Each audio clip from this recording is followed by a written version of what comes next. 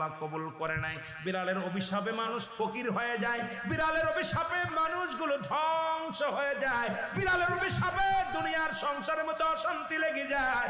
বিড়ালকে ভালোবাসলে, ও মুসলমান শুনে নেও, এই বিলাইকে ভালোবাসলে, বিলাই যদি দোয়া করে, বিলার দোয়ায় আল্লাহ দরবারে অনেক ফায়দা লুটতে পারবেন। জোরে জোরে চিল্লায়া বলা যাবে না মারহাবা। এখনো নবী বিড়ালকে ভালোবাসতেন। এখনো মক্কা মদিনায় অসংখ্য বিড়াল আছে যারা মদিনায় গেছেন হজ করতে। আমাদের সভাপতি সাহেবও গেছে। অসংখ্য বিড়াল গুলো দেখবেন মদিনার মনোয়ারায়, রাসূলুল্লাহর রওজার আশেপাশে, কাবা শরীফের আশেপাশে অসংখ্য বিড়াল। ধরে বলেন ঠিক কি না? এত সুন্দর বিড়াল যারা মক্কা মদিনায় দেখে আসছেন তাদের কাছে জিগাইবেন বিড়াল আছে কি না আছে।